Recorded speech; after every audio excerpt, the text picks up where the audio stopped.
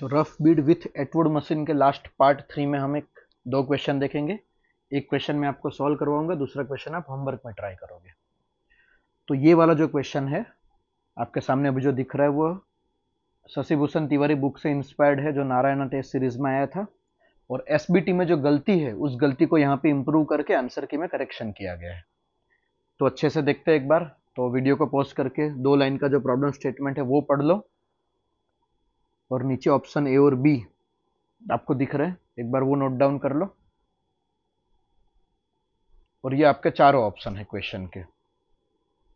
अब आप देखोगे तो ऑप्शन ए और बी में बीड के रेस्ट पे रहने की बात की गई है। मतलब ए और बी की कंडीशन ये है कि ये वाला जो बीड है वो रेस्ट पे रहना चाहिए ग्राउंड से देखने पे, और उसके हिसाब से ब्लॉक ऊपर या नीचे मूव करने चाहिए, या ना भी करे पूरी सिस्टम रेस्ट पे वो देखते, लेकिन बीड का रेस्ट पे रहना जरूरी है ऑप्शन ए और बी के हिसाब से।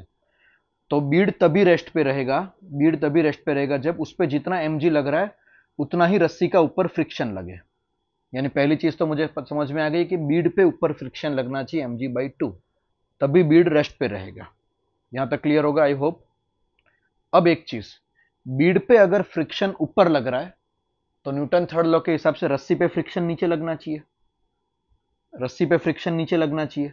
अब मैंने इस वाले टेंशन को T2 कहा है जो यहां तक होगा, और बीड के नीचे वाले टेंशन को T1 कहा है। यानी अगर मैं इतना पार्ट ड्रॉ करूं तो ऊपर टेंशन T2 है, नीचे टेंशन T1 है, और बीच में बीड का फ्रिक्शन लग रहा है, जिसको मैंने यहां पे अच्छे से दिखाने की ट्राई की है। एक बार आप इसको अच्छे से देख लो, मैंने किसको T1 T2 बोला है। ठीक है, तो यहां पे अगर बीड पे फ्रिक्शन ऊपर लग रहा है तो रस्सी पे फ्रिक्शन नीचे लगेगा। इसका मतलब T2 ज्यादा होना चाहिए, T1 कम होना चाहिए। तो T2 माइनस T1 का आपका रिलेशन आ गया F के बराबर, यानी mg/2 के बराबर होना चाहिए। दूसरी बात, रस्सी पे फ्रिक्शन नीचे तभी लगेगा जब बीड तो रेस्ट पे है, और रस्सी पे फ्रिक्शन नीचे तभी लगेगा जब रस्सी ऊपर जाए, तभी तो बीड रस्सी पे नीचे फ्रिक्शन लगाएगा। यानी रस्सी ऊपर जाएगी, इसका मतलब ये हुआ कि ये वाला ब्लॉक ऊपर जाएगा ए से, और अब ये स्ट्रिंग से कनेक्टेड है तो ये वाला ब्लॉक भी नीचे जाएगा ए से, ये वाला ब्लॉक नीचे जाएगा ए से। और एक चीज का ध्यान रखना है हमें कि बीड रेस्ट पे है, एक चीज का ध्यान रखेंगे, बीड रेस्ट पे है।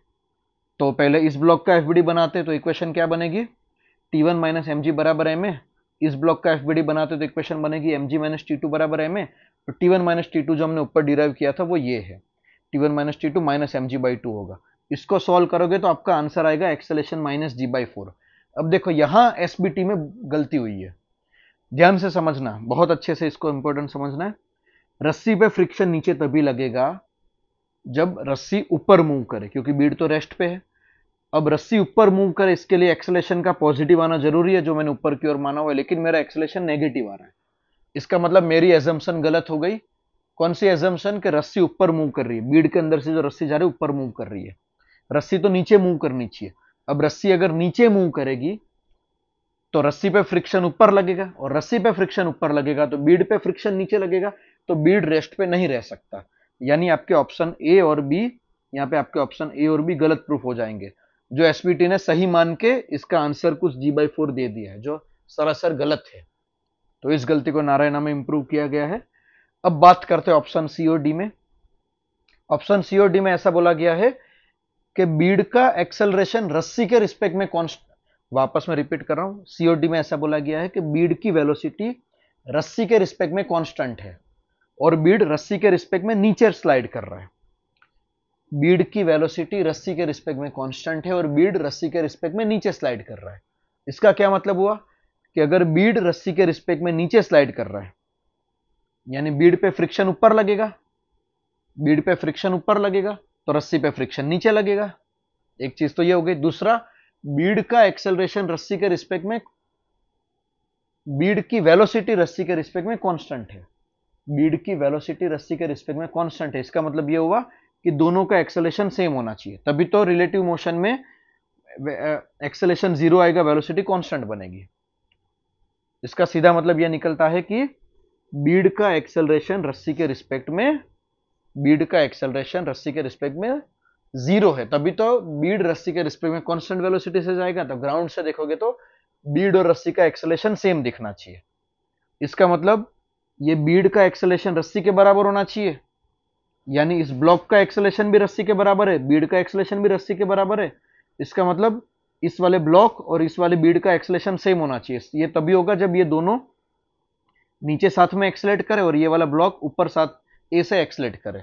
यानी अब ये चीज क्या होगा, ये दोनों का एक्सेलेरेशन नीचे है ए से, इसका एक्सेलेरेशन ऊपर है और एक्सेलेरेशन सेम है, तो ए कॉमन से मैं निकाल सकता हूं कि यहां पे सपोर्टिंग फोर्स ये वाला mg प्लस ये वाला m/2g और अपोजिंग फोर्स ये वाला mg divide by total mass.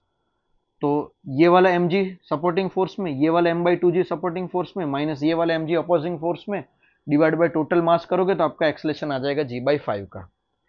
यानी इसका मतलब ये हुआ कि बीड रेस्ट पे रहना तो पॉसिबल नहीं है, लेकिन बीड स्ट्रिंग के रिस्पेक्ट में कांस्टेंट वेलोसिटी से जा सकता है या फिर स्ट्रिंग के बराबर एक्सेलेरेशन से जा सकता है। तो यहां पे आपका आंसर आएगा डी करेक्ट है, बाकी के तीनों रॉन्ग है। एसबीटी में डी को तो करेक्ट दिखाया गया है, लेकिन ए और बी में से भी ए को करेक्ट दिखाया गया है जो रॉन्ग है। तो एक अच्छा सा क्वेश्चन है, आप एक बार उसको अच्छे से वीडियो को पॉज करके वापस या फिर रिवाइंड करके वापस एक बार सुनो। अगर कोई कंफ्यूजन है तो आप कमेंट में या फिर लेक्चर में मेरे से पूछ सकते हो। अब ये लास्ट क्वेश्चन है, मैं चाहता हूं कि आप खुद से ट्राई करो होमवर्क में। मैंने आपको मैक्सिमम जूम करके इसको दिखा दिया है। इसका आपका जो भी आंसर आता है आप कमेंट में दे सकते हो। तो यहां पे Beed on the rough Beed on the Atwood machine की सीरीज कंप्लीट होती है। Thank you so much.